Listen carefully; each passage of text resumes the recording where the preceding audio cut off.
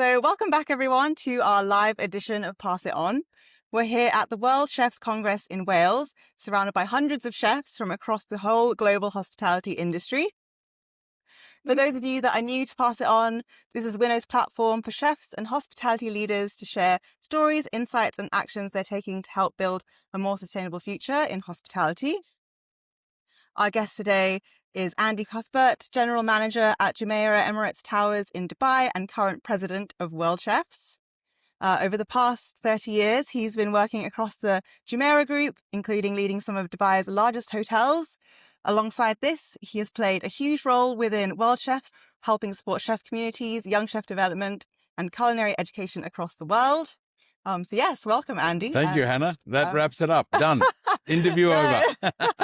Really excited to have you here. Thank you. But yeah, going to dive straight into the questions. So can you take me along your journey in hospitality and what inspired you to step into the industry? I come from a very humble background in Melbourne, Australia. My mother was a kindergarten teacher and my father was a motor mechanic. And so growing up, I wasn't surrounded by my grandmother making freshly baked ravioli and all these things. My mother was the self-confessed world's worst housewife, really? she said once. And she had a fantastic repertoire of 24 dishes, so we had a rotation in the house. Yeah. But when I left high school, I qualified in music and woodwork. So I thought if I was ever unemployed, I could make a wooden instrument and busk.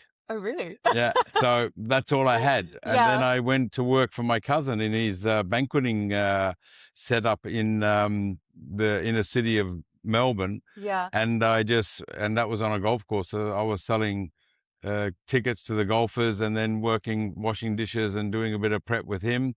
Yeah. And then I was lucky enough to get an apprenticeship. So I started just because I needed a job and I said, okay, I like to cook a little bit and, you know, and I just did it that way and just sort of grew from there. So in Melbourne, when I was 16, 17, did restaurants and I worked for a very good hotel, which was a boutique hotel. Then I went and worked for the Hilton Group. And when I worked for the Hilton Group, that was my step. And then I went to the UK for 4 years. Yeah. And then in 92, I went to Dubai. Amazing. As sous chef, yeah. And then in Dubai for the last 34 years. And then just the progression of the career was natural. I never wanted to be a general manager. I never wanted to be an F&B director. Yeah. I'll be the cook and I'll go home after 2 years and nearly 40 years after leaving Australia, I'm still out. So yeah, but I've been very lucky and Dubai has been an interesting experience and I've seen the city grow, the people grow, and the industry as a whole grow in the city and in the country. Mm-hmm. And how did you transition from chef into general manager? Or what was that kind of like for you? I was told one day, well, I've always, in banqueting, you plan. So you have to have a plan. So I was working, when I first started with Jumeirah, I was working in our old Hilton Hotel, which was taken over. And the company had set up a large outside catering division. Mm-hmm. And it was a bit of a mess, to be frank, because we were so new at doing it that there was a lot of things not quite well. So someone said, we'll bring him and he can run these kitchens here for 14 days. So I was brought into the kitchens of Emirates Towers to run outside catering for 34,000 people in 14 days. And we did everything from a 5,000 ladies' wedding party in the middle of the desert, 140 kilometers away, to the air show gala dinner, to the air show royal family, to the opening of several large complexes that the city had built, all in this 14-day program. So they said, you plan, you do. All in 14 days? In 14 days. And how long did you have to plan that? I went in on a Friday and we were cooking the first meals by Sunday. No way. So yeah, so it was intense. Yeah, it was interesting, I can tell you. Did you even sleep that weekend? No sleep. No sleep for the whole time. So then I sort of worked, and then I was lucky enough to go back to my little hotel, and I was working away as a chef. And then one day they said, okay, go and buy a suit. You'll go and work here now and you'll try and run the outside catering division and sort of help us set that up. So I was the logistics guy. I was the guy in the back of house. Mm-hmm. So I didn't cook, but I organized. Okay. And then let the front of house guys do what they did. Yeah. And then in around 2005, I was lucky enough to be asked to then run the food and beverage of Emirates Towers Hotel. And so that was and it was just You will do. Oh, okay. Yeah. I will do. Okay.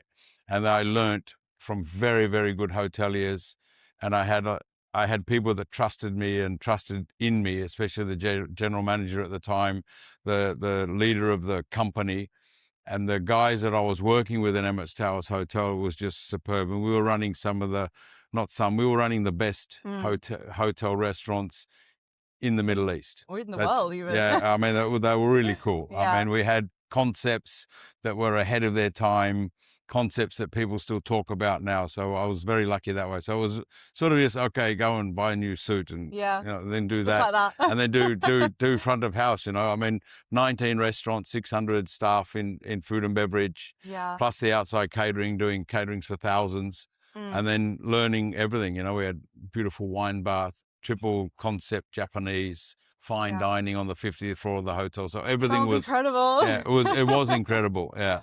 Amazing. Thank you. And then they say, go and be a general manager. Okay, now be general manager. You can do everything though. Do you prefer one or the other, or do you prefer being back of the house, or? I like what I really enjoy is when we do the large events and pulling everything together, and then getting the team to push through. If you do a function for 2,000 people, some people go, it's only 10 functions of 200. So it's how you break it down, and then as long as you got a plan, we're all good. Yeah. So best time is when I go home and cook. I still like to cook at home, but I let you employ chefs to cook, so I don't interfere too much. I think I guide more than I would dictate, but sometimes I have to dictate, but that's the way it is. But I've been lucky enough to be surrounded by very good people, and also what we do is at another level. So we're very lucky who we work for and where we work and what we do. And that makes us quite a unique set of people that run our events. Definitely. Amazing. And you've been talking a lot about these really big events that you've been running. Yeah. Did you see a lot of food waste at these, or was that ever a big thing that came to your attention working at these? Yeah, I mean, events? the hospitality of Arabia is quite extravagant. And when you do large events, there is food waste. Yeah. And over the years, as the country and city, I'll talk from a Dubai-centric sort of aspect. Food waste and sustainability. When we were children, we used to collect the newspapers and put them under the house and take them to the church. So we learnt recycling. Yeah. But in our country, recycling is now growing and getting bigger and bigger. Sustainability. So there wasn't a lot of formal education. Plus, we have a lot of foreign workers. There's over 200 nationalities working in the country. So the levels of understanding of sustainability and food waste and recycling, we've done a lot of education of ourselves. So the food waste was a lot. Yeah, I must say. But then the first president of the country, His Highness Sheikh Zayed, he made a decree he's passed away now, 20 years ago, that the amount of food that was going for the weddings, so the men's weddings, it's not men getting married, it's a men's wedding party, and the ladies had to change. So there was a shift directed by the president that the men, you can have an afternoon tea basically, and the girls will take care of the girls. But then the way the functions were done, they went from these very overly laden tables of food on the table to being set menus, to being small sharing tapas, meze. So they shifted their expectation as well. So, in the old days, it'd be one uzi or a whole sheep per table of 10, plus all the other food. So how was that kind of received when that first changed? It was for some of us, it was a great step forward. It took some people the understanding. Oh my goodness, I can't have that anymore. Okay, so it was a learning for the country. But it was also it was a good shift because it came straight from the ruler. So this is what we're going to do. So everyone sort of slowly followed suit. Yeah, and it's still changing. It's still evolving as well because we have many cultural aspects.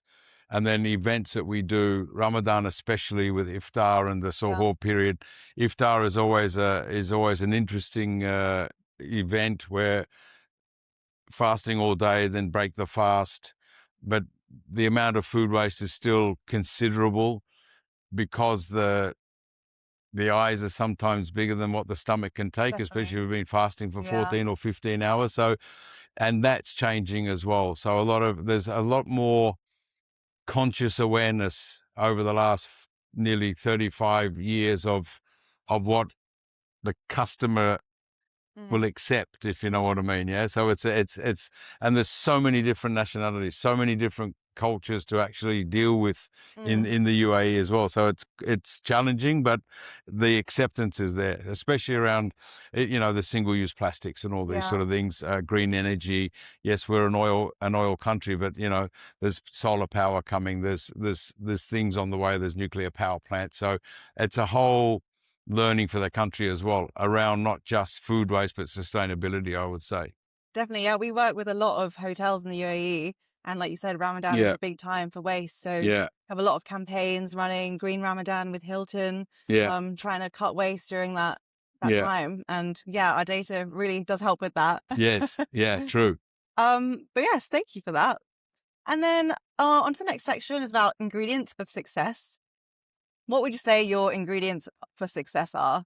How have you got to your position today as general manager and WorldChefs president? Take every opportunity that's afforded to you. Take the chance. Just go for it. Yeah. The only reason I went from the UK to Dubai was because I was working with a couple of Sri Lankan guys in the Hilton in Gatwick, and they said, "Oh, you should go to Dubai." I said, "Oh yeah, where's that?" Oh, is it good? Yeah, very good. Very good, chef. You go. I said, okay, I'll go. So I got a transfer, so I put my hand up and said, oh, I'll go. So take every opportunity that's afforded to you. Never say no, and just try and do your best. And then learn from the people that are around you. Learn Indian food from Indian chefs, learn Sri Lankan food from Sri Lankan chefs. And that's one of the great things about working in such a multicultural city and country, that you really learn the authentic food. Yeah, it's not out of a cookbook. You're standing next to the guys on the stove, making curry, making proper Arabic food, making proper hummus, making proper samosas by hand, so you there's learn. Nothing like seeing it in person. Yeah, you can read as much as you want, but if you're not seeing it there, you're never going to learn properly. And the flavor profile and how to use spices and all those things that you can learn. Yeah. Definitely. So anything that you can, any chance you get, you should take it. Definitely. No, I like that every chance. Yeah. So do you think if there's ever a fork in the road, do you think you should kind of take that, or? I mean, go sometimes with your gut. Yeah. If it feels right, just go ahead and do it. Yeah. Because I would never have thought that when I was 16 washing dishes in my cousin's place that I would sit here today in Wales as president of the World Association talking about food waste. Yeah. No, about Dubai. And, it's just, that's where I think we're very lucky as hotel workers or hospitality workers and chefs. We travel. We get the opportunity to travel, but we also get the opportunity to meet so many different people as well. Definitely. And how do you balance delivering a great guest experience while becoming more sustainable? A lot of the guests want to know what we do now, especially in our event business that I run for Ramadan Jumeirah. We have to show our sustainability programs. They want to know what we're doing for the local community. They want to know what happens to the food waste. Yeah. So I have composters, for example. We also educate our chefs not to cook so much. Mm-hmm. Yeah. So you've got to. It's a bit of going back to basics as well sometimes with the staff. So let's see what we can do with all the food before we just throw. Have to go straight in the bin. Doesn't have to go in the bin. What do we do with all the ingredients we have? Yeah. But then the way it's changing is that I think as our country and city evolves, we're keeping up with the times. It's just the education. We still need to keep educating our colleagues, educating our people on what to do, because the guests will always want to know what we're doing, especially the big corporations that come from the States or Europe. They really want to understand what we do. And in Ramadan, people say, oh, you've got so much food waste. So I say, well, no, I don't actually. I've got X thousands of kilos of food waste. Oh, my goodness. but 900 kilos is bones from whole Yeah, lamb. that's not. And oh, really? And so the average is 55 to 75 grams per person because I do 45,000 food covers. Yeah, Oh, well, that's not a lot, that's is not it? that high. No, and measuring from plate or measuring from chafing dish or measuring from the different aspects is important as well. So, and in Ramadan especially, because the food safety standards are so high in the UAE, but there's an opportunity that you can then reuse the leftover food straight away for your staff. Yeah, Because it's the iftar period is such a quick period of service. It's 45 yeah. minutes. Nothing's gonna go off in Yeah, and then 45 it's in the minutes. hot cupboard, and then everyone takes Yeah. their break, and everyone eats what the guest is eating. So Yeah. that for me is another way of doing it. But again, back to the chef and say, listen, chef, why have we got all this food left over? What if we just cook 20 pieces of something less? Let's try that, you know? Yeah. So it's reminding our people as well a bit. Definitely. But as long as the guests don't see the effect and we're doing little things in the background, it's So you don't think the guest experience is impacted like at all, really? No, Yeah. because and some of the guests, I want to know what you're doing. Exactly. You know? They want to know that you're Yeah, doing good. yeah. for What are you the doing? What are you doing? environment. Yeah. Oh my goodness, you've got this and that. Yeah. Yeah. Well, okay. Why are you using glass bottles? Well, Yeah. it's okay because we recycle them. There we send them back for recycling. Yeah. Why don't you use bamboo plates? Well, we have to fly them in, so better to use ceramic ones that we wash ourselves, isn't it? You know, Definitely. bamboo plates on an aeroplane because we import so much. It's all those discussions you have to have, and then you balance it as well. Definitely. Thank you. And then what's an achievement you're most proud of when it comes to reducing waste or running more sustainable kitchens? Oh, the implementation of our composters was pretty cool because Yeah. we were able to use it took me a year to choose one. I wasn't proud of the amount of food waste it could handle in one day, but what I was proud of, we put it on our 75 acres of gardens. So we were able to actually see the end product of our recycling from food waste into compost that we're using ourselves. So that was cool. Other achievements, I think it's just continuous education that we continue to talk about it, and that would be something that I'll be proud of if I see in the future that the chefs actually start to Definitely. reduce. They look at what they're really doing. They're learning how to use every single product, you know. Yeah. In a small restaurant, it's different to a large organization, large hotel company or a large event company. So, there's a fine balance between dictating to the chefs what they should do and just educating. Yeah. So yeah, a few things that we've done over the past years have been quite good, but the composter, that was cool. Yeah, no, it's quite. Yeah. So I'm surprised whenever I hear like restaurants that aren't doing that. Yeah. It's quite simple, like, and so effective. Yeah. But I think it should be a standard thing. Because when I was an apprentice, we used everything. Yeah. And the only thing that went in the bin was the leftovers from your stock or Bones. the stuff that came from the guest plate. Yeah. Everything else was utilized. Yeah, because that's just the way we did it. But as standards change or health and hygiene and that sort of stuff changes, we have to adapt as well. So then that is a bit of a challenge for me personally that, we have to, you can't use this after 3 hours. Okay, then let's put it in smaller bowls and then we turn it over more. So it's fighting the it's fighting the standards or fighting against the laws to make it okay. If I'm not allowed to keep it 3 hours, fine, I'll keep it 30 minutes, and change your bowls more often. All these simple things, but I think we don't talk about it enough as well in some of our industries. We're definitely trying to talk about it more, like you being here will help Exactly. as well. Yeah. Spread all the education. But yes, last question here actually. What advice would you give to other GMs wanting to run a more sustainable kitchen? Involve your people, don't dictate. Make sure that the chef, the F&B, the waiters, the chefs, the engineers are involved. Yeah. So everyone has a bit of an understanding of what the end result's going to be, and make sure that they buy in from the very beginning. Don't just say we're going to do this. You have to do it, because it just doesn't work. Look at your existing operation and then ask people to go back in time and see what we were doing 5, 10, 15, 20 years ago. What can we adapt? Yeah. But make sure you involve your people. It doesn't work if you just say, right, we're doing this today. Yeah, definitely not like that. There's always someone going, no, I'm not. Mm. So you really got to educate them on why we want to do it and what is the benefit. And it's not always financial. It's, we're talking aspect, exactly. Aspect. Definitely. I think that's so important about the why.